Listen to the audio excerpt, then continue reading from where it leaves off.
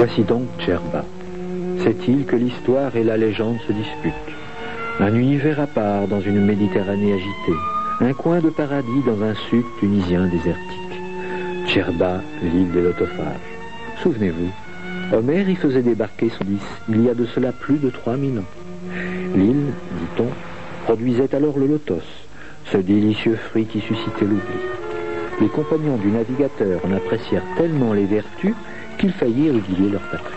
Mais cette belle légende, tout comme celle des pommes d'or du jardin des Hespérides, ne représentait probablement pour Homère qu'une allégorie poétique, un symbole de la douceur de vivre sur ces rivages polynésiens, une évocation imagée de l'unique île hospitalière dans le périple d'Ulysse.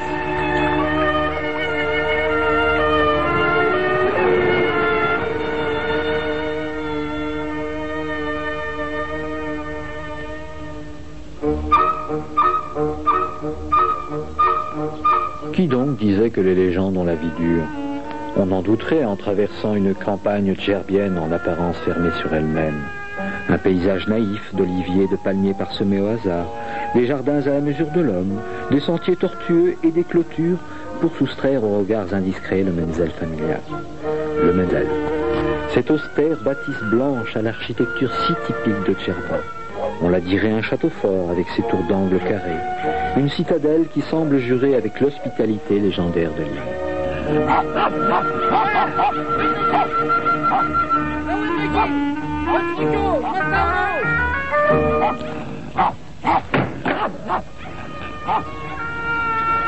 Eh oui, essayez donc d'entrer dans un Menzel.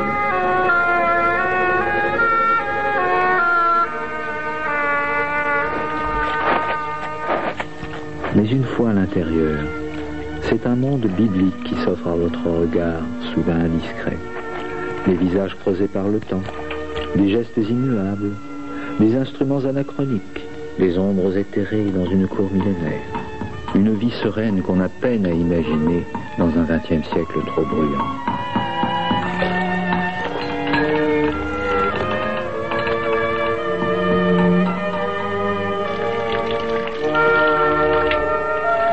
C'est l'heure des ablutions.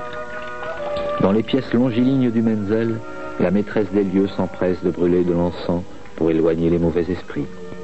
Penserait-elle à nous par hasard? On ne le saura jamais. Non, malgré les apparences, le djerbien n'est pas xénophobe. Il est tout simplement un individualiste, acharné à protéger sa vie privée et sa liberté dans le cadre du splendide isolement de son Menzel.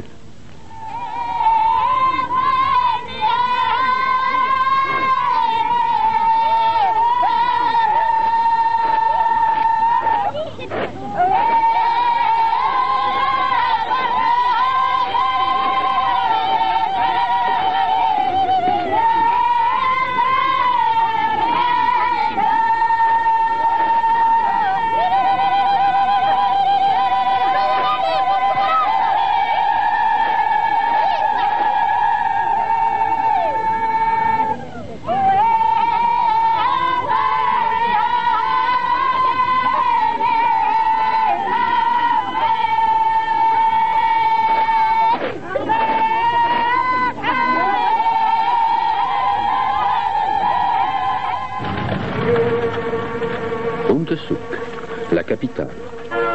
2 fois par semaine, les jours du marché, la ville prend des allures de fête. Les habitants de l'île s'y retrouvent pour acheter, vendre, expédier les formalités administratives ou simplement échanger des nouvelles. Jadis, on se retrouvait surtout dans le souk El Lafa pour offrir la laine patiemment travaillée par les femmes dans l'intimité du Menzel. Cette activité faisait alors la réputation de Djerba dans toute l'Afrique du Nord. Les temps ont changé. Dans cette ruelle bordée naguère de marchands de laine, il ne subsiste plus qu'un seul, vestige d'une époque probablement révolue.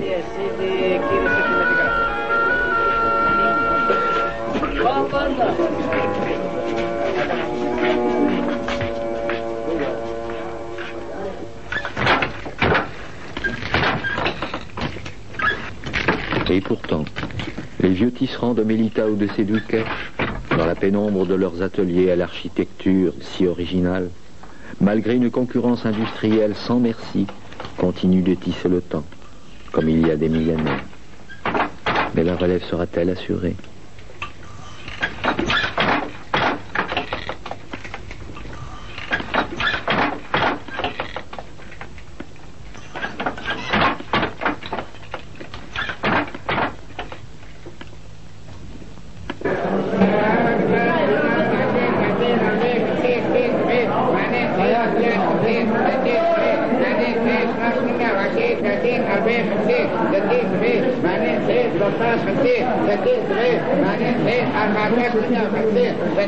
Le Djerbien est aussi et surtout un homme de la mer, un pêcheur qui fait encore appel aux bonnes vieilles techniques d'autrefois, comme celle des pêcheries fixes. Il lui suffit de quelques branches de palmier habilement disposées en mer et d'une nasse vers laquelle le flux de la marée fait converger le poisson. Puis, résolument traditionnaliste, il préfère ignorer la balance et vendre ses poissons à la criée dans de belles grappes qu'on dirait rassemblées par une main d'artiste, soucieux avant tout des formes et des couleurs.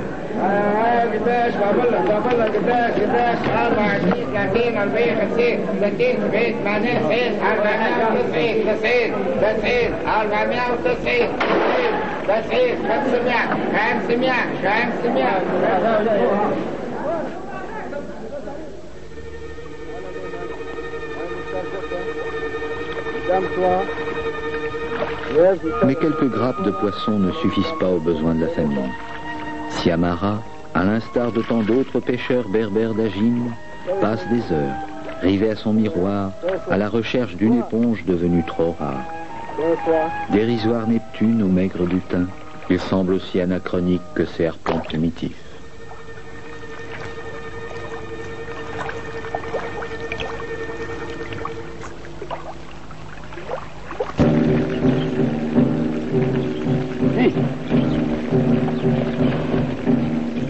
Bien que desservi par un climat aride et un sol souvent avare en eau, le Djerbien est également un agriculteur ingénieux. Véritable homme orchestre, il lui arrive de passer selon les saisons de sa barque vers son atelier de tissage ou encore vers son jnen, ce verger jalousement travaillé par toute la famille. Ainsi, dans les jardins de Marboubine ou de Midoun, la femme, coiffée de son antique pétase, autant que l'enfant ou le vieillard, s'attelle souvent à des instruments agricoles qu'utilisaient déjà les contemporains de Magon sur cette même terre, alors carthaginoise.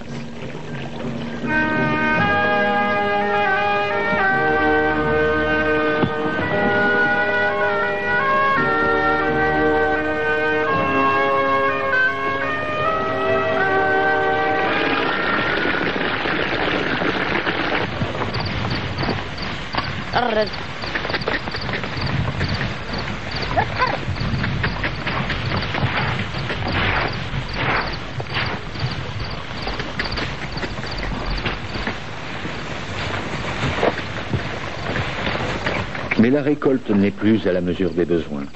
Pas seulement à cause du manque d'eau ou de la pauvreté des terrains. Désormais, les bras aussi se font rares. Le Djerbien, cet insulaire jadis viscéralement attaché à son île, émigre vers des cieux plus cléments, avec la ferme intention de faire fortune dans le négoce pour lequel il est particulièrement doué, et l'espoir fugace de retourner un jour vers l'île pour mieux la maîtriser.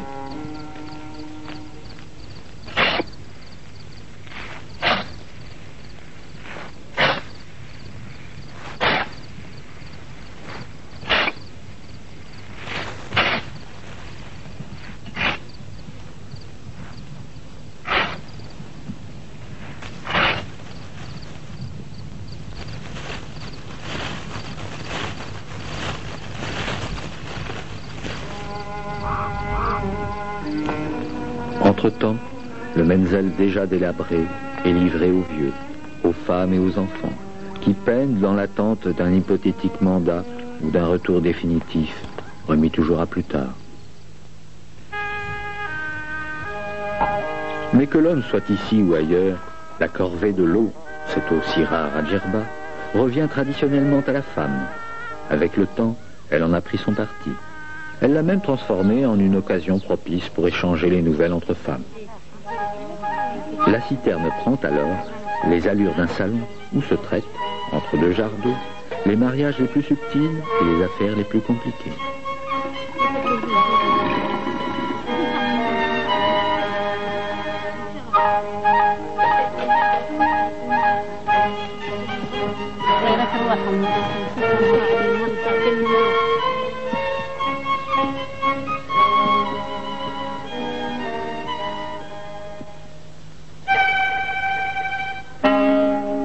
Guelala, un village sorti de la nuit des temps, une cité qui raconte l'argile et la poterie depuis des millénaires. J'ai cherché des potiers, j'ai trouvé des poètes. Nul autre métier ne fait mieux penser à Dieu qui forma l'homme du limon de la terre. Ainsi s'extasiait Georges de Duhamel devant ces dieux de l'argile qui malaxent la vie du bout de leurs sensibles doigts d'artistes sous les voûtes sombres de leurs ateliers préhistoriques. Des gestes mesurés, un mystère qui continue infatigablement, passionnément, pour façonner les mêmes amphores qu'à l'époque égéenne. Hélas, les temps changent. Des centaines de potiers qui, au début du siècle, faisaient jaillir la vie à Guelala, il ne reste que quelques rares vieillards qui couvrent les ultimes soubresauts d'une des plus vieilles corporations artisanales du monde. Vaincus sans même avoir engagé de bataille avec un modernisme effréné, les dieux de l'argile se sont retirés de l'arène, ou bien se sont convertis en potiers pour touristes. Grandeur et décadence d'un métier divin. Car le tourisme, il fallait s'y attendre, ne pouvait éviter l'île des lotophages. Entre lui et Djerba, une histoire d'amour et de haine s'est tissée au fil des ans. Une histoire qui n'a pas toujours eu les effets les plus heureux sur le charme archaïque de la vie djerbienne. Puisse ce feu prométhéen ne jamais s'éteindre.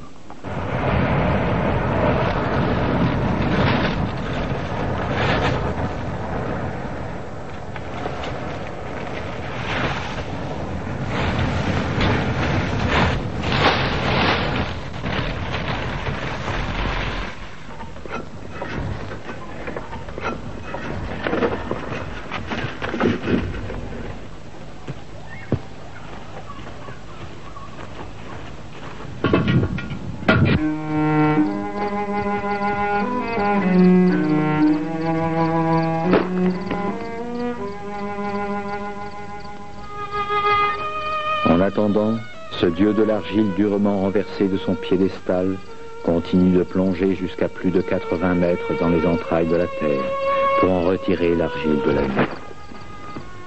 Lumière, obscurité, lumière, obscurité, tous les jours que Dieu fait, étrange Sisyphe dans les profondeurs.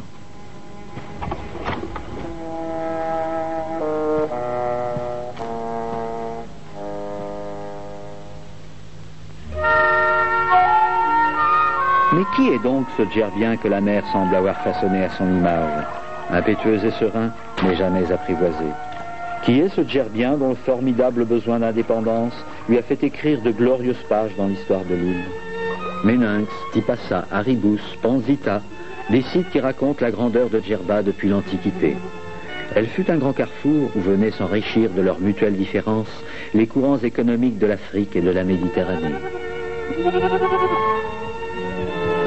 La mer, toujours la mer, a ramené maintes civilisations, carthaginoises, romaines, byzantines, espagnoles, siciliennes, turques et même une coalition de princes chrétiens appuyés par le pape. Les hommes s'appelaient Roger de Sicile, Jacques d'Aragon ou Pierre de Navarre. En face d'eux, des djerbiens austères et des pirates entrés dans la légende, Barberousse, Dragut ou Sinan Reyes.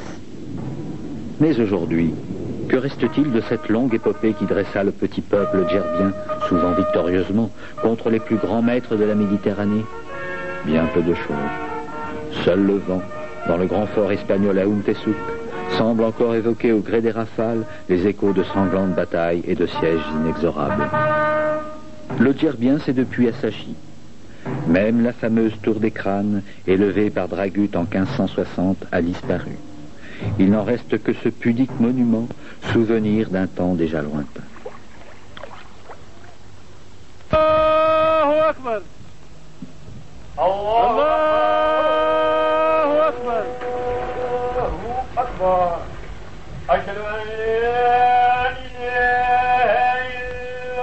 C'est finalement la religion de Mohammed qui s'est imposée à Djerba.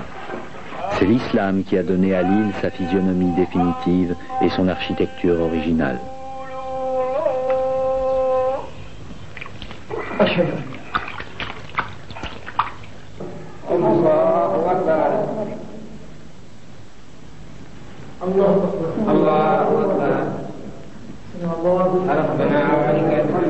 Cinq fois par jour, la prière. 5 fois par jour, la rencontre d'Allah et de soi dans l'intimité de la mosquée. Le Djerbien a toujours été un fervent religieux et un homme de grande piété. C'est ce qui a d'ailleurs animé en lui cet esprit de résistance si caractéristique.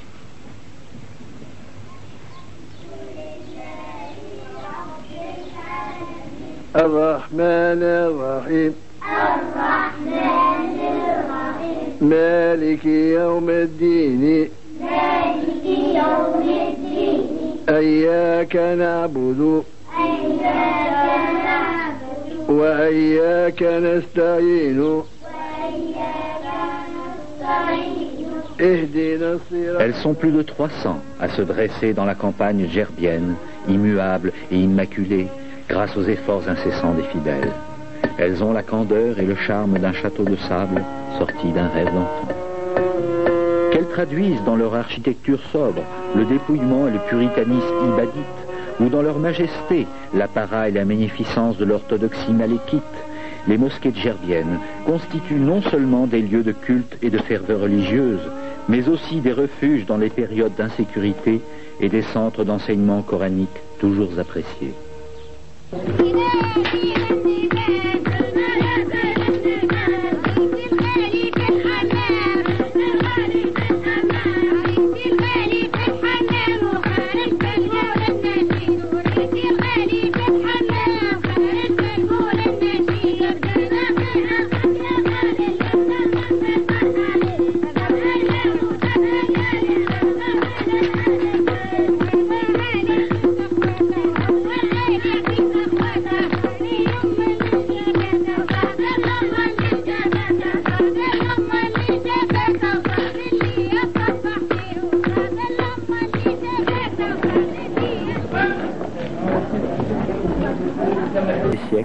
Conserve toujours ces minuscules boutiques de poupées comme pour narguer à un modernisme trop sûr de lui. Même le vieux Hamous, bijoutier d'une époque révolue, n'a fait qu'une unique concession au temps moderne, une dérisoire bouteille de gaz.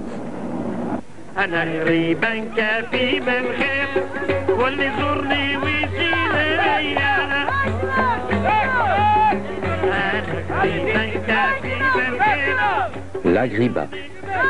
Une vente aux enchères, un marché hebdomadaire, un souk pittoresque pour touristes? Non, malgré les apparences. Nous sommes à la cérémonie annuelle du Purim, célébrée par la communauté juive de Djerba. Selon la tradition, les Juifs seraient arrivés dans l'île de Lotos il y a plus de 25 siècles après la prise de Jérusalem par Nabuchodonosor, emportant avec eux des manuscrits, des tables des lois et même certaines pierres du temple sur lesquelles ils auraient bâti le sanctuaire de l'Agriba. Depuis, ayant probablement goûté au Lotos, les Juifs sont restés fidèles à Djerba, cette île qui leur offrait en terre d'islam une magnifique tolérance, rare dans un monde déchiré par la haine.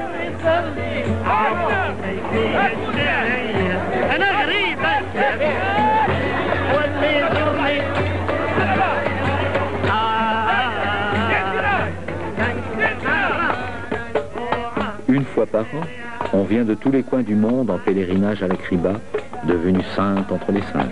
On fait alors sortir à travers l'île les tables des lois, sous un baldaquin multicolore, alourdi par les offrandes des fidèles, au milieu d'une grande affluence de fêtes foraines.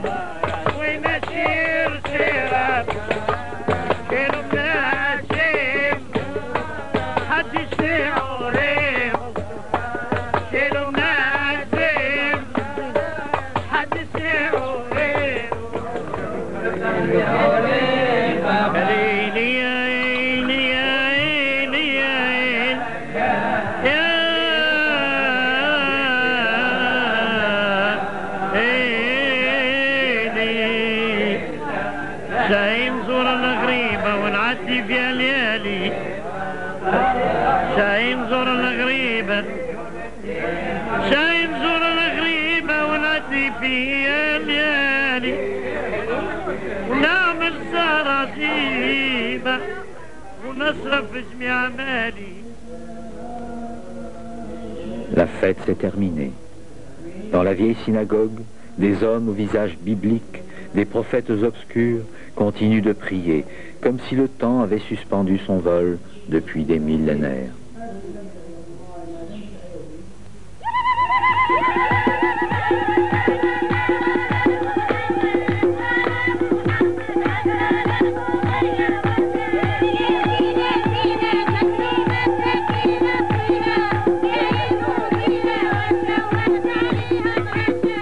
Marbouba, la bien-aimée, se marie.